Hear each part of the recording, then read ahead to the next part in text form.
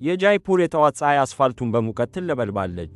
የተለመደው የትራፊክ መጨናነቅ እንቅስቃሴን ገድቦ የከተማዋን ትዕግስት ይፈታተናል።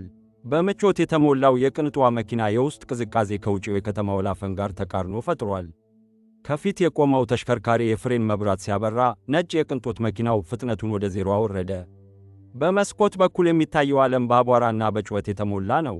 በመንገዱ መሃል የሚገኘው ነጭ የቅንጦት መኪና ግን የተለየ ዓለም ነው።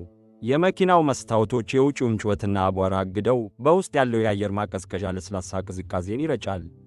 መሪው ላይ የተቀመጠው ሰው ለስላሳ የሙዚቃ ዜማ እያዳመጠ ጣቶቹን መሪው ላይ እያንቀሳቀሰ የመንገዱን መከፈት ይጠባበቃል። የለበሰው ውድ ሙሉ ሱፍና እጁ ላይ ያለው ሰዓት የሕይወትን ስኬት ያመላክታሉ። ነገር ግን አእምሮ በቢዝነስ ጉዳዮችና በስብሰባ ቀጠሮዎች ተወጥሯል። የፊት ለፊቱ መኪና ፍሬን ሲይዝ እሱም በዝግታ ፍጥነቱን አወረደ። ቀዩ የመንገድ መብራት በጉልህ በርቷል። ሰዓታት እዚህ መቆም ግድ የሚሆንበት ጊዜ ነው። በድንገት እይታው ወደ ቀኝ መስታወት አተኮረ። ከመንገዱ ዳርቻ ከአቧራውና ከቆሻሻው መሃል የሰው ጥላ ተንቀሳቀሰ። የለበሰችው ሳሪ በቆሻሻ ከመወረሱ የተነሳ ቀለሙን መለየት ያስቸግራል። የተንጨባረረው ፀጉሯ በፊቷ ላይ ተበትኖ የገጽታዋን ግማሽ ሸፍኖታል። በባዶ እግሯ አስፋልቱን እየረገጠች ወደ መኪናዎች ትጠጋለች። የእርዳታ እጆቿ ወደ እያንዳንዱ መስኮት ይዘረጋሉ። አሽከርካሪዎች መስታወታቸውን ዘግተው ፊታቸውን ያዞራሉ። የዓለም ጭካኔ በዚህች ሴት ላይ ያረፈ ይመስላል። ወደ ነጩ መኪና ተጠጋች። የረሃብ ስሜት ያደከመው እጇ የመስታወቱን መስኮት በደካማ ሁኔታ መታው። መዳፍ የመሪው ባለቤት ሳንቲም ለመስጠት በማሰብ መስታወቱን ዝቅ አደረገ። የውጭው ሙቀትና የከተማው ጫጫታ ወደ ውስጥ ገባ።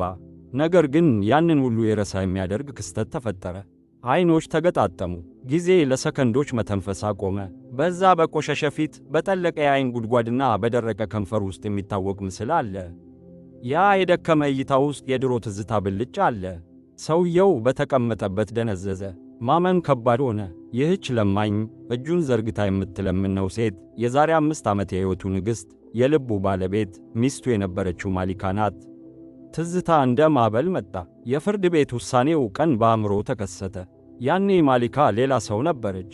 በወርቅና በጌጣጌጥ አሸብርቃ በቤተሰቦቿና በወንድሞቿ ተከባ ፍርድ ቤት ፊት ቆማ ነበር። ከእንግዲህ ካንተ ጋር መኖር አልፈልግም፣ ነፃነቴን እፈልጋለሁ ያለችበት ድምፅ በጆሮ አስተጋባ። ፍቅራቸው ዋጋ አጣ። የቤተሰብ ግፊትና ስግብግብነት አሸነፈ። የ5 ሚሊዮን ሩፒ ካሳ እንድትቀበል ተወሰነ። እሱ ያንን ገንዘብ ለማሟላት የነበረውን ሁሉ ሲሸጥ፣ እሷ ግን ገንዘቡን ተቀብላ ፊቷን አዞረች። ይሄ ገንዘብ ደስታ ይሰጠኛል ብላ አስባ ነበር። ወንድሞቿ ገንዘቡን አይተው በደስታ ሲያቅፏት፣ እሱ ግን ብቻውን ቀርቶ ነበር። አሁን ግን ያ ሁሉ ገንዘብ የለም። ያ ሁሉ ኩራት በኖ ጠፍቷል። የወሰዱት 5 ሚሊዮን ሩፒ የት ገባ? ወንድሞቿ የት አሉ? ቤተሰቦቿ የት ደረሱ? መልሱ ግልጽ ነው። ገንዘቡ ሲያልቅ ሁሉም ፊታቸውን አዙረውባታል። የተመካችበት ገንዘብ ተበልቶ ሲያልቅ ወንድሞቿ ከቤት አባረው ለጎዳና ዳረጓት። የሰው ልጅ ክፋት ጥግ የለውም። ያለማንም መከታ በረሃብና በብርድ እየተገረፈች የጎዳና ተዳዳሪ ሆነች። ማሊካ መኪናው ውስጥ ያለው ሰው የቀድሞ ባሏ መሆኑን ስታውቅ ነፍሷ ተሸበረች። ምድር ተሰንጥቃ ብትውጣት ተመኘች። ያ ሁሉ የኩራት ዘመን አልፎ እዚህ ውርደት ላይ ሆነች ስታገኘው እፍረት አንገቷን አስደፋት። ወደ ኋላ ለመሸሽ ሞከረች። የተንቀጠቀጠው አካሏ ግን አልታዘዝ አላት። እምባዋ ፊቷ ላይ ያለውን ቆሻሻ እያጠበ መውረድ ጀመረ። ከኋላ የሚሰማው የክላክስ ጩኸት ሰውየውን ከድንጋጤ አነቃው። መኪናውን ከትራፊኩ በማውጣት ወደ መንገዱ ዳር አቆመ። በሩን ከፍቶ ወረደ። በዙሪያው ያሉ ሰዎች ትኩረት ወደዚህ ያልተለመደ ትዕይንት ተሰበሰበ። አንድ ክቡር ሰው ወደ አንዲት የቆሸሸች ለማኝ ሲጠጋ ማየት ይገርማል። እጁን ያዘች። ልትሸሽ ስትል አረጋጋት። አይኖቹ ውስጥ የሚነበበው ጥላቻ ወይም የበቀል ስሜት ሳይሆን ጥልቅ ርኅራኄ ነው። ለምን የሚል ጥያቄ በአይኖቹ ውስጥ ቢኖርም መልሱ በሁኔታዋ ላይ ተጽፏል። የመኪናውን የኋላ በር ከፈተላት። በቆሸሸ ልብሷ የዚያን ውድ መኪና ወንበር ለመንካት ፈራች። እሱ ግን በእርጋታ እንድትገባ ምልክት አደረገላት። የሰው ልጅ ክብር ከቁስ ይበልጣል። መኪናው ውስጥ ስትገባ የቆዳ ወንበር ምቾት ከለመደችው የጎዳና ድንጋይ ጋር ሲነጻጸር እንግዳ ነው። መኪናው ጉዞውን ሲቀጥል ውስጡ በዝምታ ተሞላ። የሚሰማው የእርሷ የልብ ምትና አልፎ አልፎ የምታወጣው የሲቃ ድምፅ ብቻ ነው። ያለፈው ስህተት ዋጋ እየተከፈለ ነው። ማሊካ፣ አንቺ በዚህ ሁኔታ ከጥሩ ቤተሰብ የመጣሽ ሴት እኮ ነሽ። ስንፋታ ፍርድ ቤት 5 ሚሊዮን ሩፒ እንድሰጥሽ ወስኖብኝ የነበረኝን ሁሉ ሸጬ አልሰጠውሽም። ያ እኮ የትና የት የሚያደርስ ሀብት ነበር። ዛሬ ለምን በዚህ ሁኔታ አገኘውሽ? ለምን ትለምኛለሽ? ሕይወትሽ ምን ቢሆን ነው? ማሊካ የምትመልሰው ጠፋት። ድምፅ አውጥታ ከማልቀስ ውጪ። ሰዎች መሰብሰብ ሲጀምሩ ሱሻንት ወደ መኪናው እንድትገባ አደረጋት። ወደ ሙምባይ የሚያደርጉትን ጉዞ ሰርዞ በአቅራቢያው ወደሚገኝ ሆቴል ይዟት ሄደ። አዲስ ልብስ፣ ጫማና የሚያስፈልጋት ነገር ሁሉ እንዲገዛላት አዘዘ። ማሊካ ወደ መታጠቢያ ቤት ገብታ የዓመታት ቆሻሻዋን ታጠበች። ከመታጠቢያ ቤት ስትወጣ ተለውጣለች።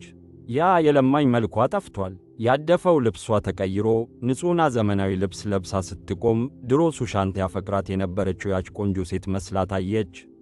ነገር ግን ልብሷ ቢቀየርም ዐይኖቿ ውስጥ ያለው የጥልቅ ሐዘን ስበርባሪ ግን አልጠፋም ነበር። እሺ ማሊካ ንገሪኝ፣ አሁን የድሮ መልክሽ ተመልሷል። ግን ሊገባኝ አልቻለም። ያንን ሁሉ ሀብት እንዴት አጣሽው? 5 ሚሊዮን ሩፒ እኮ ቀላል ገንዘብ አይደለም። በጸጸት አንገቷን ደፍታ ሱሻንት ስግብግብነት አሳወረኝ። ካንተ ጋር ስፋታ ገንዘብ ብቻ ነበር የሚታየኝ። ያን ሁሉ ገንዘብ ይዤ ወደ ቤተሰቦቼ ሄድኩ። ወንድሜና ካንተ በኋላ ያገባሁት ባሌ ገንዘቡን እናባዛለን ብለው አታሉኝ። ወንድሜ በውሸት ቢዝነስ፣ ባሌ ደግሞ በቁማርና በመጠጥ ገንዘቤን ጨረሱት። እምባዋ እንደ ጎርፍ ይወርድ ጀመር። በ2 ዓመት ውስጥ ገንዘቡ አለቀ። ገንዘቡ ሲያልቅ ግን ፍቅራቸውም አብሮ አለቀ። ባሌ ከቤት አባረረኝ። ወደ ወንድሜ ሲሄድ በሩን ዘጋብኝ። ላለፉት 3 ዓመታት ሜዳ ላይ ወድቄ የምበላው አጥቼ ስለምን ኖርኩ። አልማዙን ጥዬ ድንጋይ ለቀምኩ። ሱሻንት የገዛ እጄ ነው ያጠፋኝ። ሱሻንት በጸጥታ እያዳመጠ ነበር። ልቡ በሐዘን ተነካ። ከሆቴሉ ይዟት ወጣ። ዘመናዊው መኪናቸው የጃይፑርን መንገድ እያቋረጠ ወደ አንድ ግዙፍ ቪላ አመራ። ይህ ሱሻንት እሷ ከሄደች በኋላ በጥረቱ ያፈራው አዲሱ ቤቱ ነበር። ወደ ግቢው ሲገቡ ማሊካ ማመን አቃታት። ግን ፍርሃት ወረራት። ሱሻንት፣ ወደ ቤትህ ልገባ። እናትህ እኮ እዛ ውስጥ ናት። ድሮ እንዴት እንደምሰድባት እንዴት እንደማዋርዳት ታውቃለህ። መቼም ይቅር አትለኝም። ታባረኛለች። እናቴ አንቺ እንደነበርሽው ክፉ አይደለችም። ልቧ ሰፊ ነው። ተከተይኝ። ወደ ግቢው ሲገቡ ማሊካ ማመን አቃታት። ግን ፍርሃት ወረራት። ሱሻንት፣ ወደ ቤትህ ልገባ። እናትህ እኮ እዛ ውስጥ ናት። ድሮ እንዴት እንደምሰድባት እንዴት እንደማዋርዳት ታውቃለህ። መቼም ይቅር አትለኝም። ታባረኛለች። እናቴ አንቺ እንደነበርሽው ክፉ አይደለችም። ልቧ ሰፊ ነው። ተከተይኝ። ሁሉም በጭንቀት ምን እንደሚፈጠር ይጠባበቅ ነበር። እናትየዋ ግን አልጮኹም፣ እግራቸውን አላሸሹም። ቀስ ብለው ጎንበስ አሉና የማሊካን ጭንቅላት ዳሰሱ። ልጄ ሆይ ተነሺ፣ አታልቅሺ። ማንም ሰው ለዘላለም መጥፎ ሆኖ አይቀጥልም። ገንዘብ አሳውሮሽ ነበር፣ አሁን ግን ጊዜ አስተምሮሻል። እኔ ምኑንም አልያዝኩብሽም። በሰላም በመምጣትሽ ደስ ብሎኛል። ሱሻንት በእናቱ ደግነት እንባው መጣ። ማሊካን ቀና አደረጋት። ማሊካ፣ የምትሄጅበት የለሽም። እዚህ ከእኛ ጋር መኖር ትችያለሽ። መጠለያ፣ ምግብና ልብስ ይኖርሻል። ነገር ግን እንደ ሚስቴ ሳይሆን እንደ ቤተሰብ ረዳት ሆነሽ እናቴን እያገለገልሽ ትኖሪያለሽ። እሺ? እሺ ሱሻንት፣ ዕድሜ ልኬን እናትህን ሳገለግል እኖራለሁ። ክፋቴን በደግነት ስለመለሳችሁልኝ አመሰግናለሁ። ማሊካ ንግሥናን ፈልጋ የወጣች፣ በመጨረሻም በትሕትና አገልጋይ ሆና ሰላምን አገኘች። ሱሻንት ታሪኩን ሲቋጭ እንዲህ አለ። ወዳጆቼ፣ ይህ የሕይወት ውደት ነው። በገንዘባችሁ፣ በውበታችሁ ወይም በሥልጣናችሁ መቼም እንዳትመኩ። ዕጣ ፈንታ ለመቀየር 1 ሰከንድ ይበቃታል። ዛሬ ከላይ የምታዩት ሰው ነገ የምትለምኑት ሰው ሊሆን ይችላል። ንጉሥ ወደ ለማኝ፣ ለማኝ ወደ ንጉሥ ሊቀየር ይችላል። ስለዚህ ሰዎችን ውደዱ፣ አክብሩ። በመጨረሻ የሚቀረው ደግነት ብቻ ነውና።